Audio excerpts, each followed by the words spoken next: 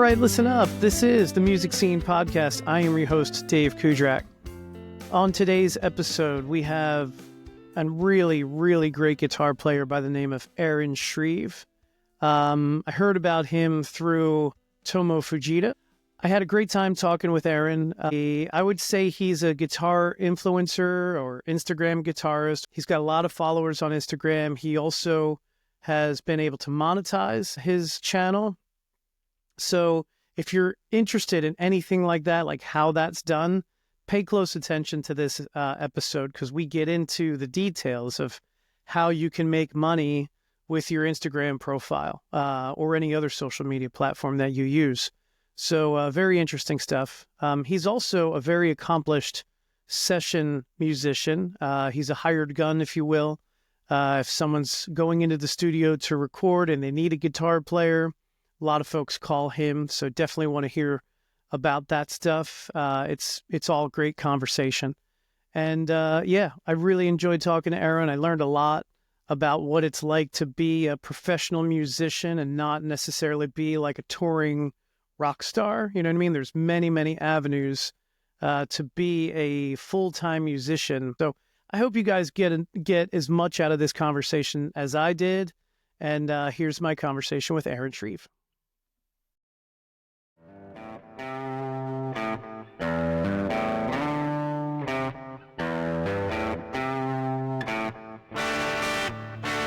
Hey, Ahren. Hello. Hey, David. How are you? Good, man. How are you? Doing well. You can hear me all right? I can, yes. Sweet. Yes, I'm doing well. Thank you for making this time work. Yeah, no problem. And thanks for agreeing to do the podcast. I appreciate it. Of course. How long have you been doing this series? I just started it. First episode was October. And my numbers have been doubling pretty much every month. I think I'm up to about 400 monthly listeners now. So Awesome. Yeah, so going pretty well. So I appreciate you doing it. Yep. That's awesome. Are you based in Massachusetts? Actually, New Jersey, actually. Okay. So I found out about you because I had reached out to Tomo Fujita. I've been following him on Instagram for years. I joined his Guitar Wisdom a few years ago. And just really appreciate everything he was doing. So I reached out to him. He replied on Instagram, and we've been chatting. And at one point I asked him if he had anybody that he might want to recommend to be on my podcast, and you were one of them. So that's cool. Yeah. How do you know Tomo?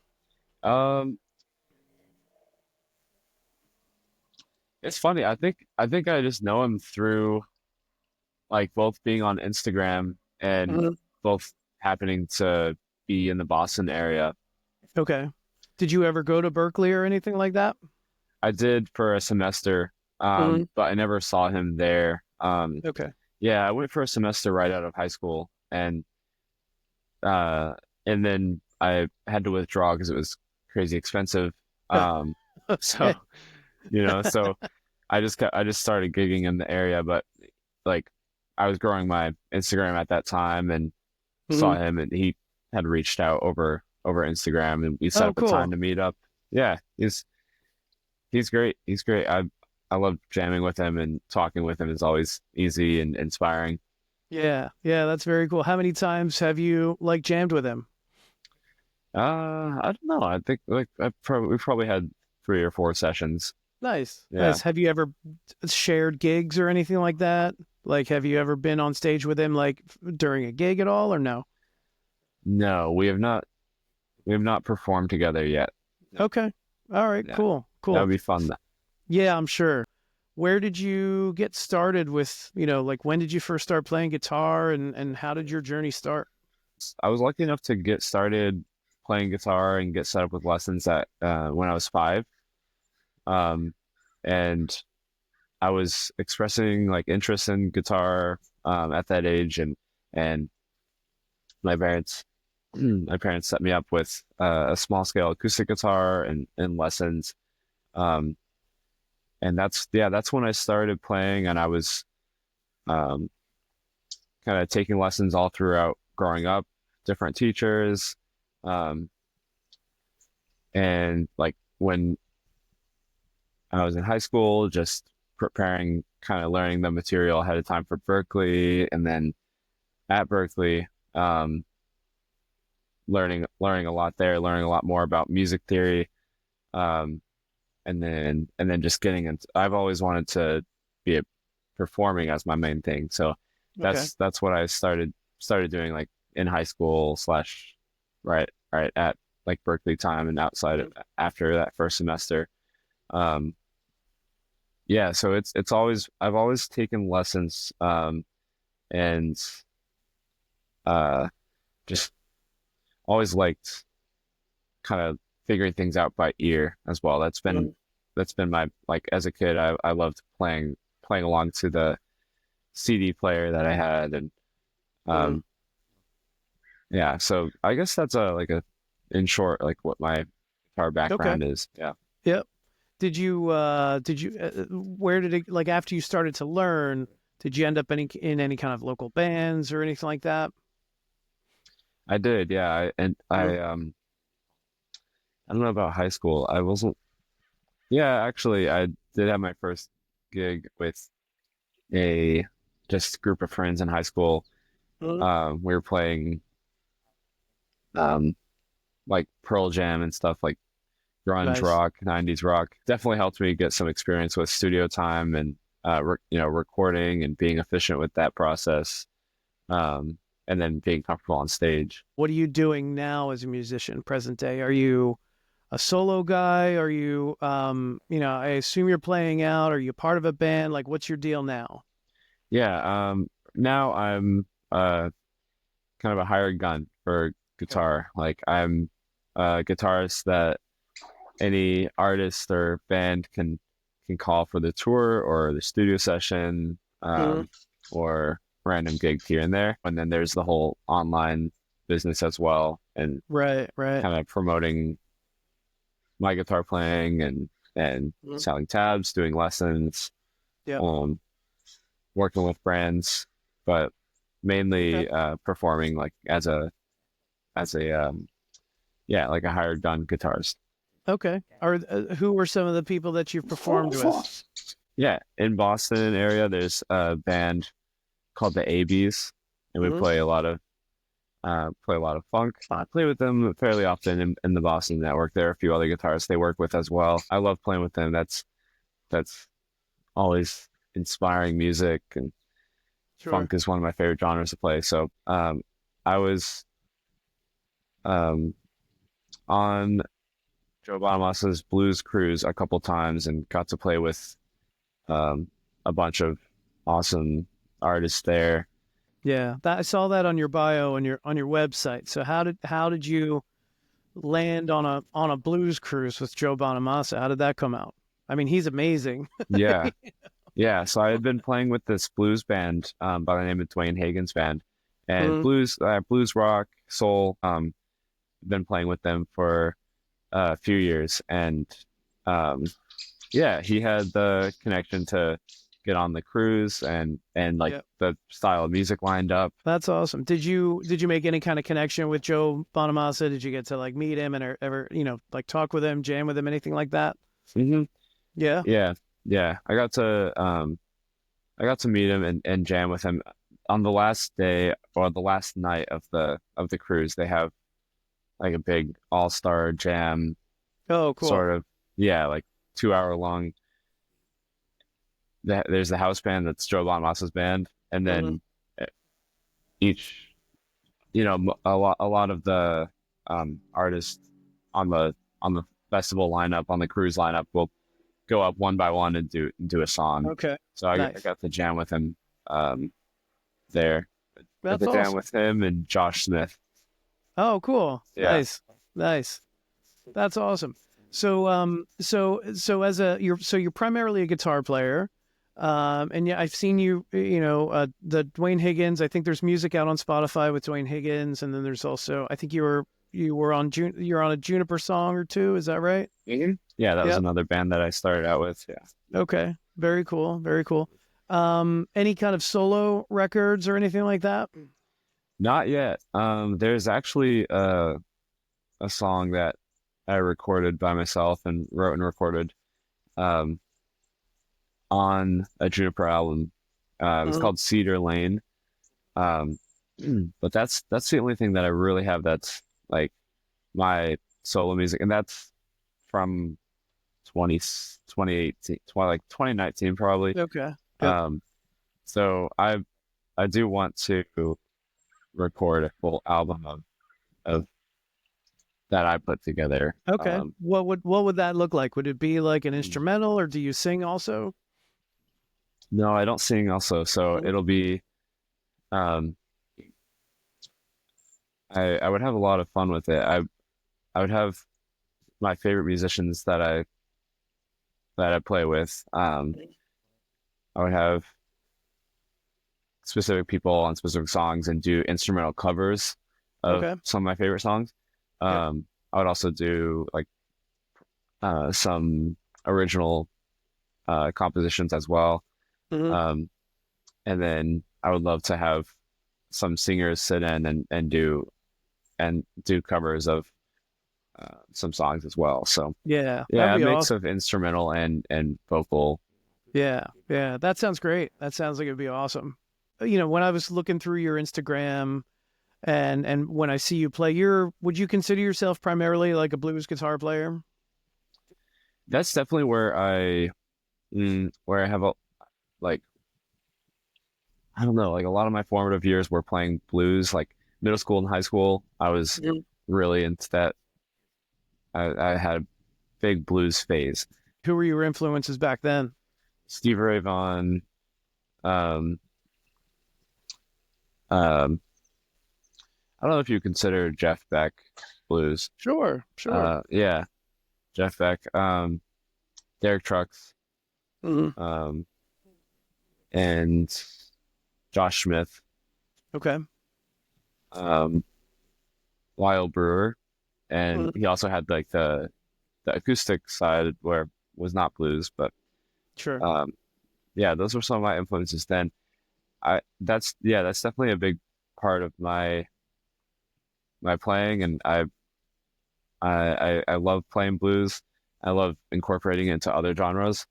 But I am really into R&B, hip hop, Hmm. funk, and I've been uh really influenced by trumpet players, keyboard players, and guitar players as well, and in that genre. Okay. Um, yeah, stuff from Tower of Power, Soul Live, Mhm. um, Nice. and yeah, and old soul stuff like Aretha Franklin. Like that's all equally as influential for me to Right, blues. right.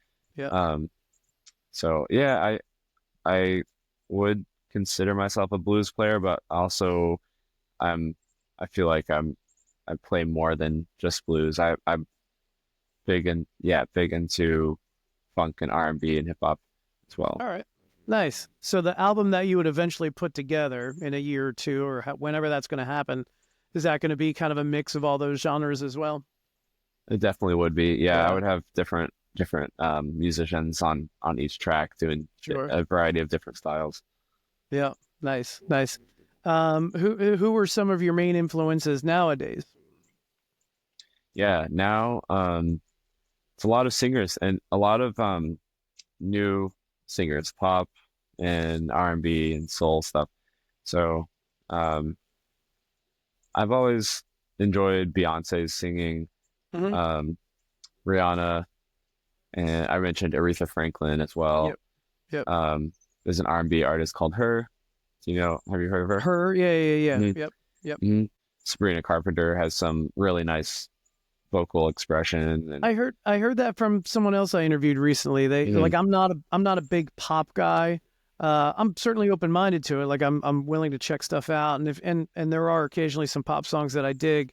But yeah, there was a person I previously interviewed that just said that Sabrina Carpenter's latest album is like a master class in songwriting. Yeah, I'm sure like the songwriting is amazing for sure. Yeah. Also just the melodies and the expression and the melody is what kind of sticks to me the most. Right. So Yeah. as a guitar player, do you hear singers or like a saxophonist or something, and do you kind of hear like, oh, I could do that on the guitar? Is that how a singer will influence you? hmm Yeah. Yes. Yeah, the notes they choose in their melody and the way they slide into it, the dynamics of the Mhm. phrase, which notes are accented, and which notes are grace notes. Yeah, all those small details make make the melody feel so good, and there's a way to get it on the guitar as well. I think I saw John Mayer on an Instagram video or something say that, if you want to learn good blues licks, listen to blues singers, hmm like Aretha and Janis Joplin, stuff like that. So, and that was kind of new. That was news to me, So then I did it. I did a little bit of deep dive into Aretha, Janis Joplin, etc. Yeah. And yeah, you could kind of hear it. It was like, oh wow, like it was interesting because I had never really thought of that before. Yes. Yes, definitely. That's where all the soul comes from. You hear Aretha Franklin's voice and just in a simple phrase. You mind if I try to demonstrate real quick? Go ahead. No, please feel free. That'd be awesome. Um, like a simple pentatonic phrase. That would just be no expression. Right. Uh, and then she'll go, Right. and then with a bend, it's hard to do on acoustic, but you Sure, can sure. really get that microtonal bend and the timing of it too, like the Yeah. dynamics getting quieter. Yeah. So all those, it's simple. It's like simple note wise, but the Mhm. expressions are It's hard. those subtleties that make it that add all the feeling, right? Yeah. What was that you were just playing? That was a Martin, I guess, right? Oh yeah, that's my friend Thomas Martin. I'm Yeah. staying at his place right now. Oh, cool. So where are you at right now? Are you in Massachusetts or somewhere else? I wish Massachusetts looked like this right now, but I'm I was gonna say it's pretty sunny where you're at. yeah. I wish I could sit outside in Massachusetts in March. Yeah, I'm in Los Angeles. Oh, nice. Okay. What are you doing in Los Angeles? Are you working on any kind of project right now? I'm getting myself into the music scene here. Okay. Meeting up with a bunch of people that I know from Boston and know from Instagram, and Okay. yeah, just I'm planning on moving out this way. So I'm planting the seeds, and I've been Okay. coming out here, um, like half of my time is out here right now How long have you been doing music full time? since 2019, I think. Okay. Back then it was I was teaching a lot and during the day and then gigging almost Oh, okay. almost every night. Yep. Playing a lot of acoustic duo gigs and then blues gigs, funk gigs. Um, and then back in Boston, there's a big wedding band industry. So Oh, okay. Cool. I was playing a lot of playing in a wedding band for a long time. Nice.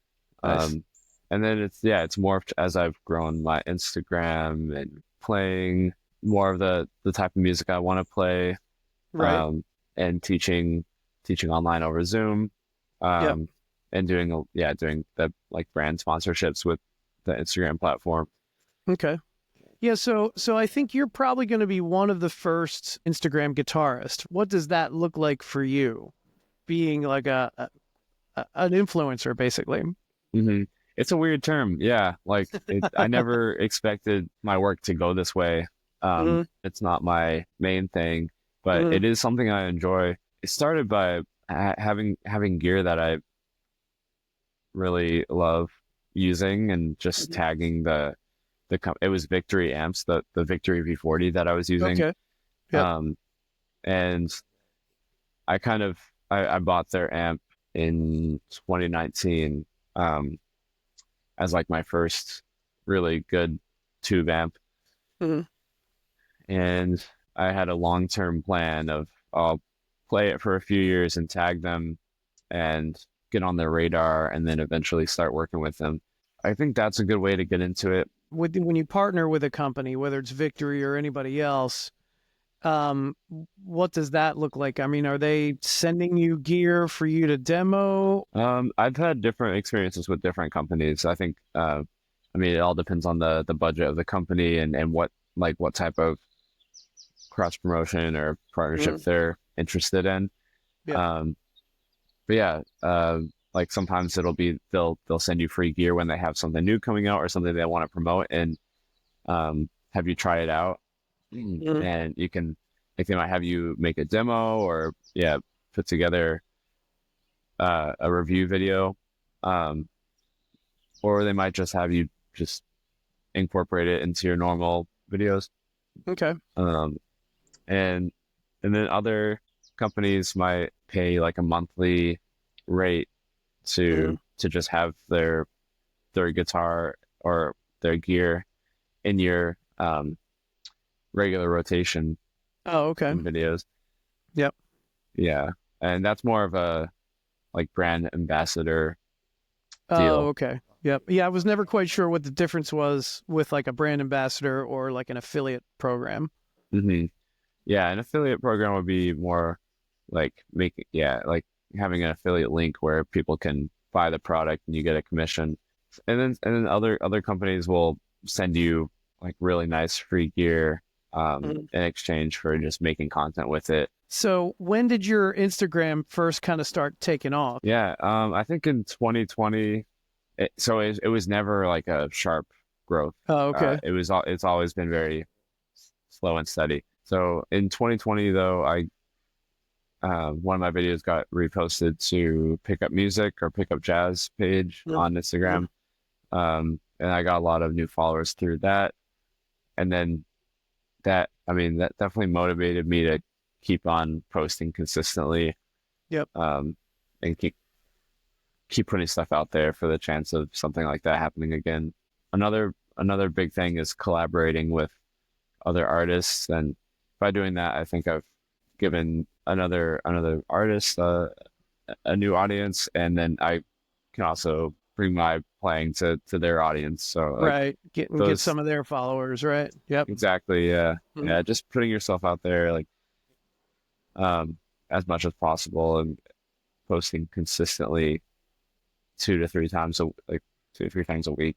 I Okay. try to post every day, but it's kind of It's hard to tough keep up with sometimes, that right? sometimes. Yeah. Yeah.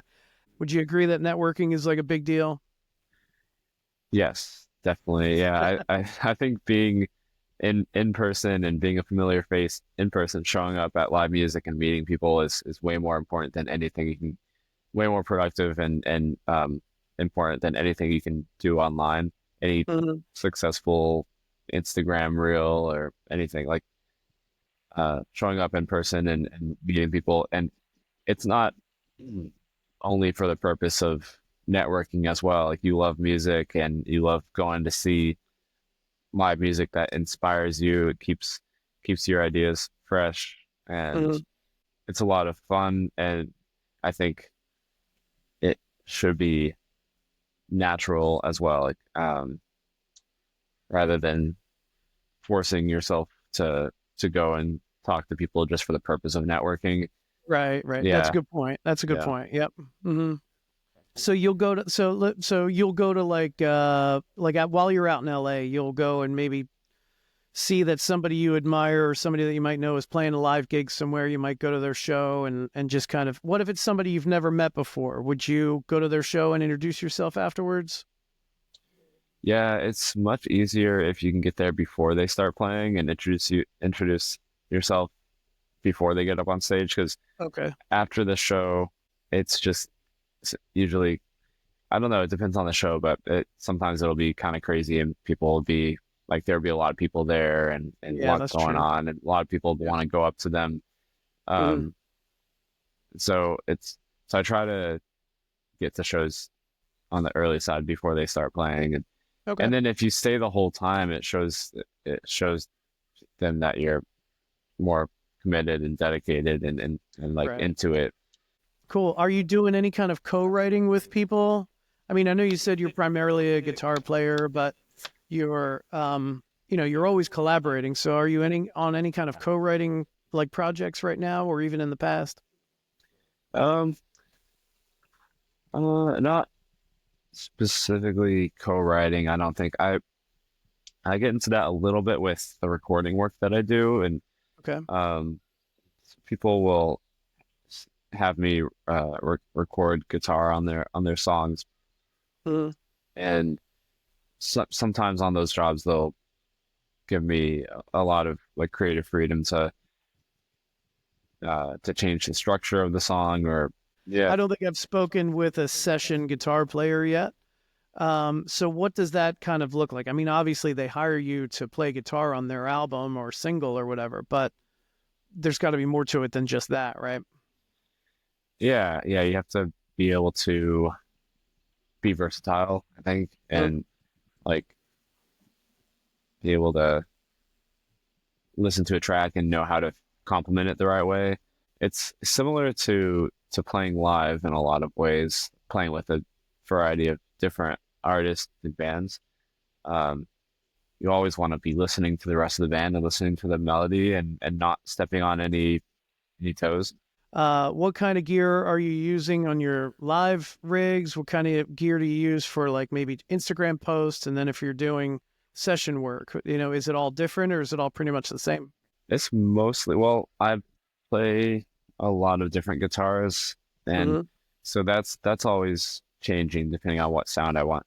Um, but for after the guitar, and I'll get back to the different guitars in a second, but Sure, sure. um, I've been using Neural DSP Quad Cortex as my pedal board. Okay.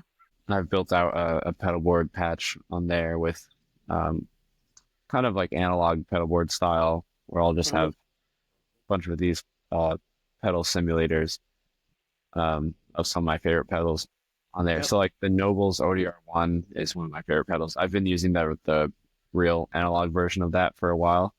Okay. What is that? Is And that an overdrive or? yeah, it's like Okay. a transparent overdrive sort of pedal. Um, yeah, I love that pedal. And I love using subtle slapback delay kind of Hmm. on all the time. With the Quad Cortex, I've been using like a subtle octave up Okay. pedal. So Yep. kind of like an octafuzz would have that octave up, but it's Yeah. just very subtle. I'll use it with that Noble's overdrive. So I'll use it with, it's kind of like octafuzz, but really toned down a lot. So you can Okay. barely tell that the octave is there, and I'll Hmm. use it with overdrive. Just gives a nice shimmery sound to your playing. Okay. I love using an envelope filter when I can. Hmm. Um, so that's some of the stuff that's on my Quad Cortex patch.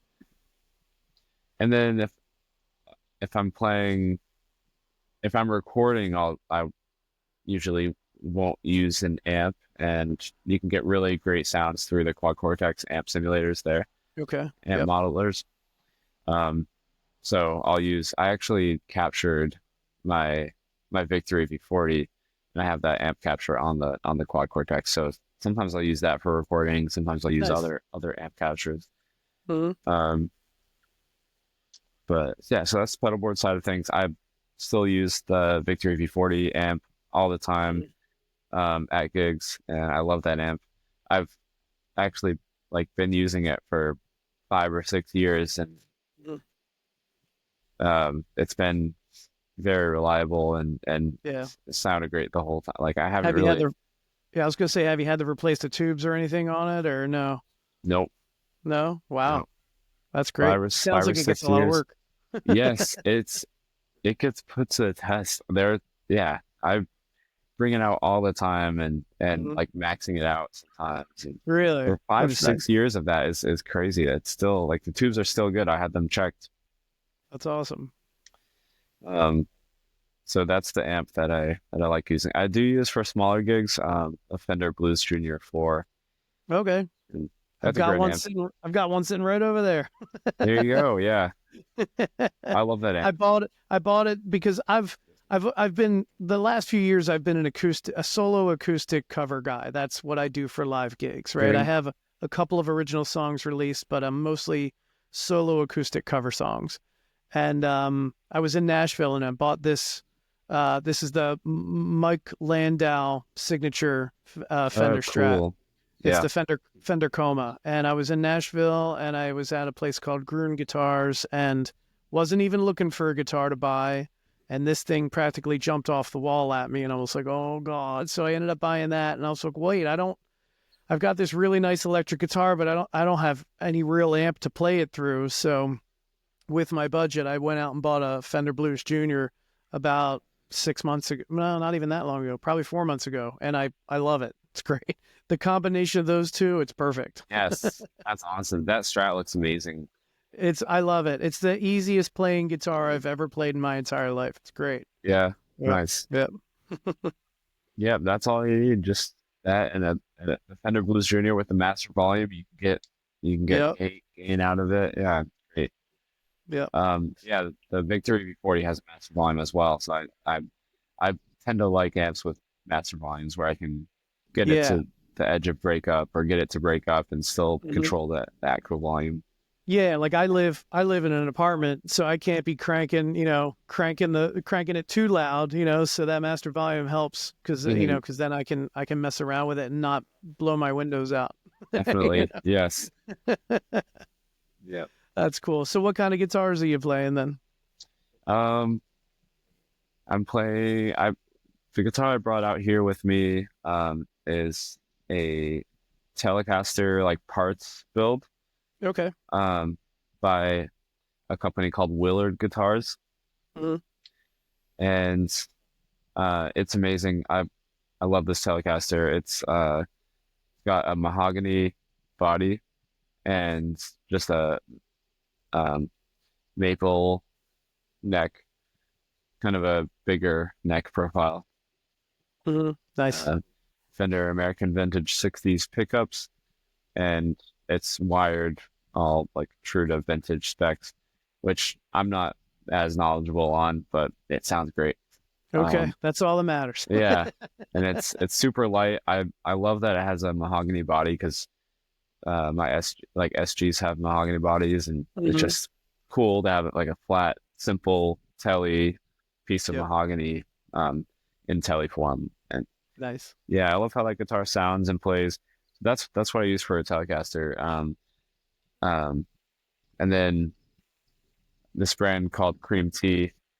Mhm. I've been using their pickups in my SG for 3 or 4 years. Okay. Um, and started working with them and have their guitar model called the Aurora. Hmm.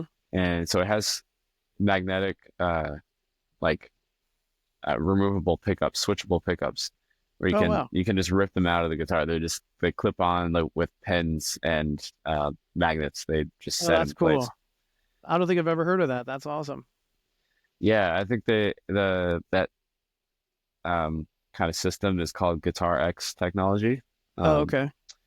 they work with Cream Tea to make those guitars, and that thing is really well made and plays so smooth. It's one of the smoothest, easiest playing guitars I've played. Hmm. Um, and yeah, and then I still have their pickups in my SG, which is the Gibson SG Chicago Music Exchange edition. Oh, nice. Yep. And yeah, I liked that model. Um, well, I initially got it because I that was like 2020, and I'd wanted a solid body guitar with humbuckers. So I'd only ever played Strats, Okay. Yep. and an SG was the cheapest way to get into it. Sure. Um, and I didn't really like I wanted a Novo. I wanted a Novo offset, cool, like Yeah. double humbucker Yeah, they're guitar. cool guitars. Yeah, the Novas are And cool. yeah, just out of my price range at the time. Sure. And so I got the SG. Looks really grew on me. Um, Mhm. but I liked how they styled it with the like tortoiseshell pickguard and Yeah. small block inlays. And so I've kind of built that guitar up by replacing the pickups, replacing the tuners, having Mhm. it rewired, all new pots and Oh, wiring, cool. um, and having a custom pickguard made by this brand in Paris, France called 7-8 Workshop. Oh, cool. Amazing quality. I love that pickguard. I'm gonna have another one made for another guitar, which I'll talk about in a second.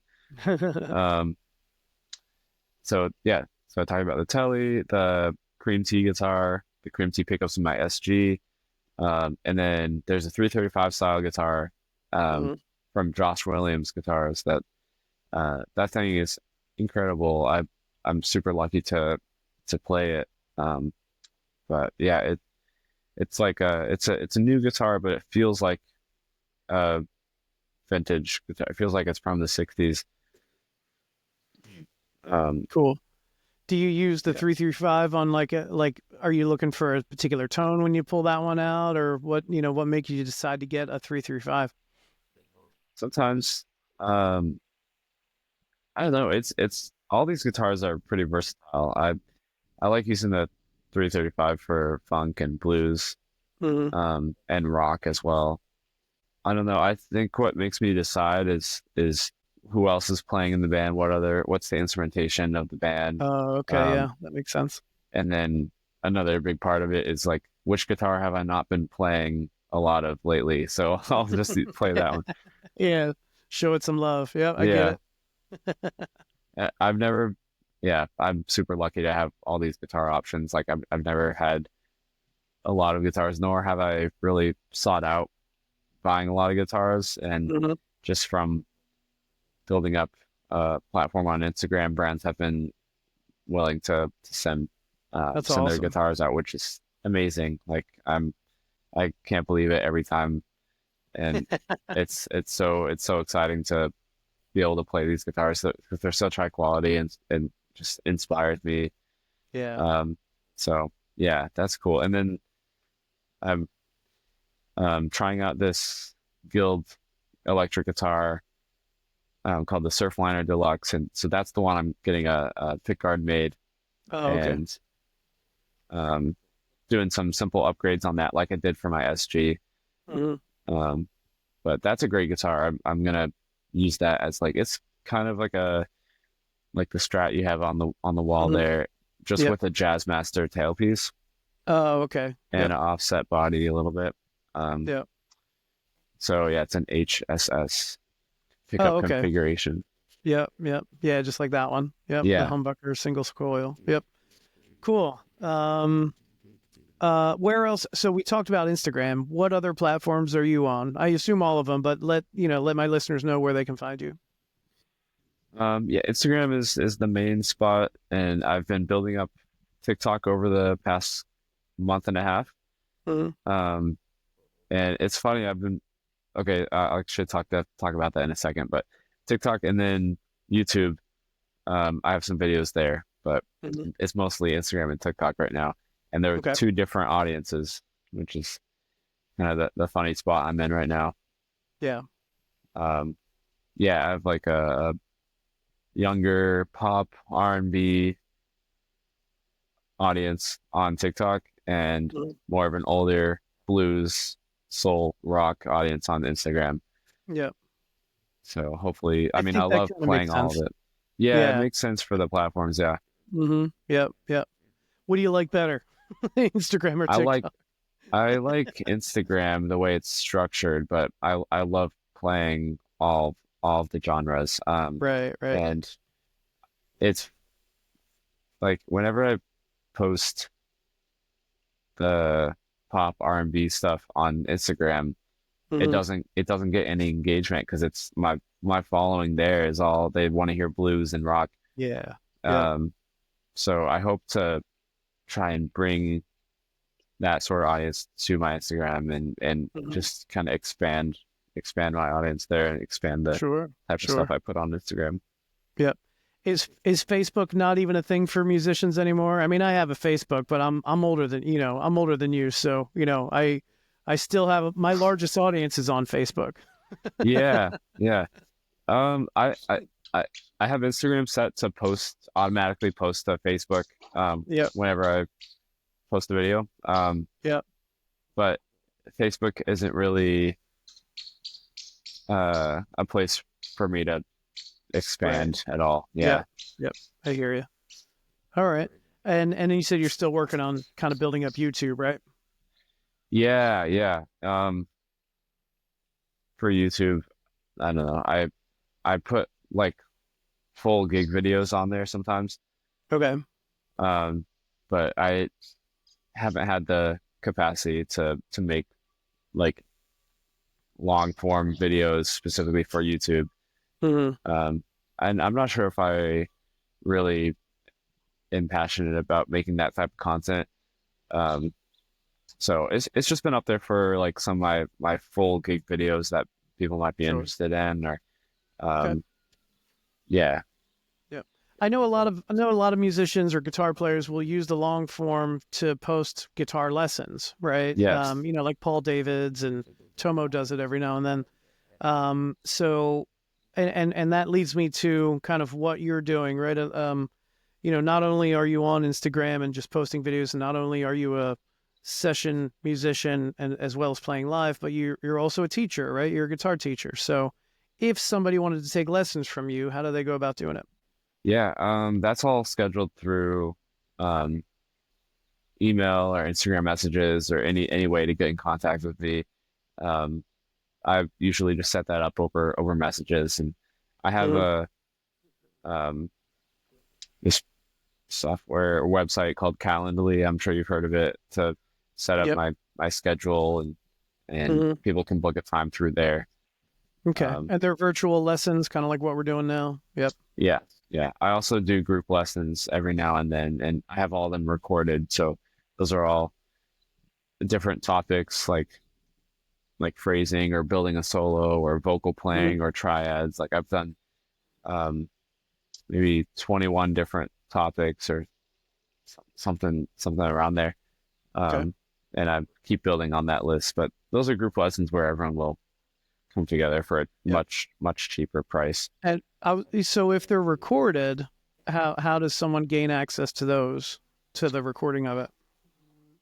Also through messages, like just getting in contact with me over Okay. email or Instagram messages or something. Gotcha. I need to find a good way to organize that all in one place, but I'm Right, working on right, right. that the next couple months. All right, cool. Of Cool. Well, again, Aaron, thank you very much for doing the podcast. I appreciate it. course. Yes. Thank you so much for having me. This has been Yeah. it's been really fun.